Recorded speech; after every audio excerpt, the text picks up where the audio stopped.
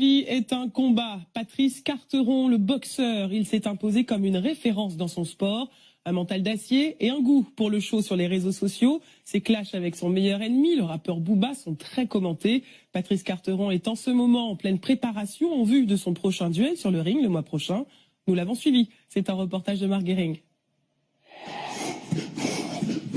Un entraînement sans concession, à couper le souffle. Patrice Carteron, 2 mètres pour 125 kilos, un colosse au sens propre. Une forte personnalité aussi et un caractère atypique dans le milieu de la boxe. Ce géant de 37 ans a fait de son autonomie une marque de fabrique, ce qui le distingue des autres boxeurs de sa génération. Eux, ils ont toujours besoin d'être accompagnés, toujours besoin d'un promoteur pour leur dire quand ils bossent, quand ils boivent, quand ils pissent. Ce sont des enfants. Et après, on leur dit comment ils doivent penser, comment ils doivent... Moi, ça me fatiguait.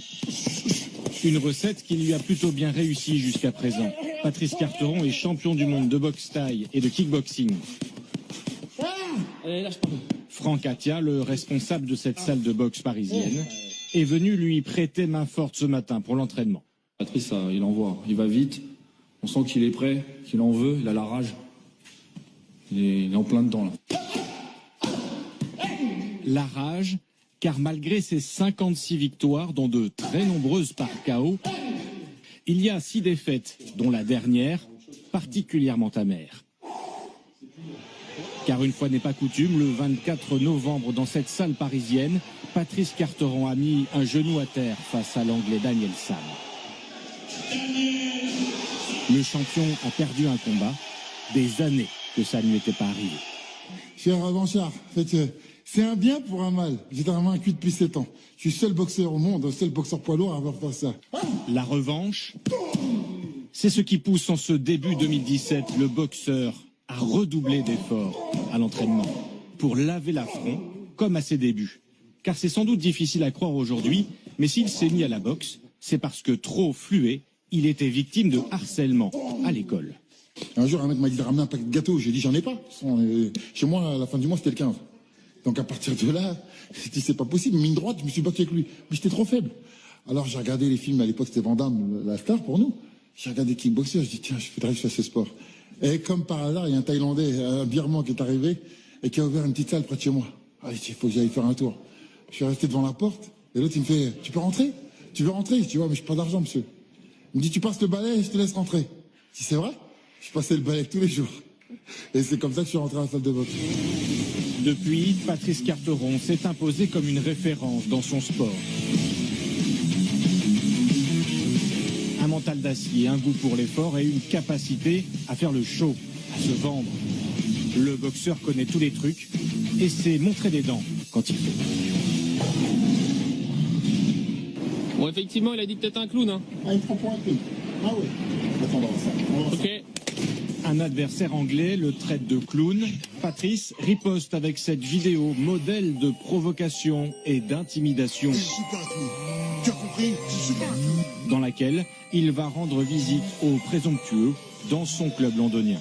En fait, je passe ma vie à réfléchir à comment, qu'est-ce qui va attirer les gens, comment les divertir. Parce que c'est un spectacle avant tout. Le monde professionnel, c'est pas amateur où on est là pour se faire plaisir. Il faut faire plaisir aux autres.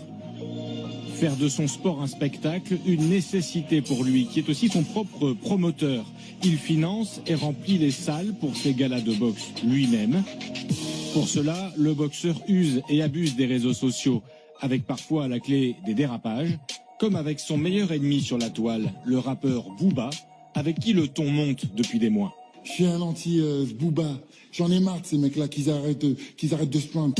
Et pour son prochain combat le 23 mars, il semble avoir trouvé un adversaire qui aime lui aussi la provocation.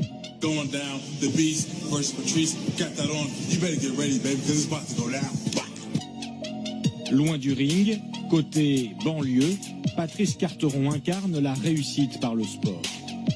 Ici, à la Grande Borne, en région parisienne où il a grandi, le sportif a choisi de s'investir.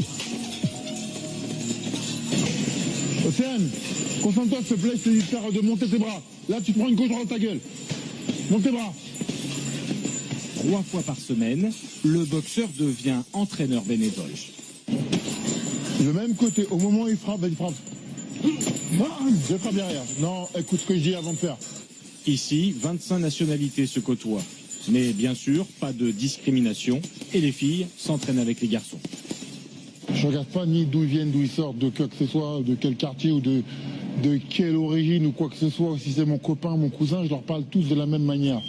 Et c'est pour ça qu'ils me respectent, parce qu'ils savent que je ne fais pas de favoritisme. Non, concentre-toi. Gauche, droite, crochet, uppercut, droite. On y va. Ok, c'est ça. Patrice Carteron muscle les corps et en profite pour entraîner les esprits aussi. Face au communautarisme, le boxeur oppose la laïcité et les valeurs républicaines. Voilà, c'est mes valeurs. Moi, c'est de vivre ensemble. On est tous ensemble, on est sur le même pied d'égalité.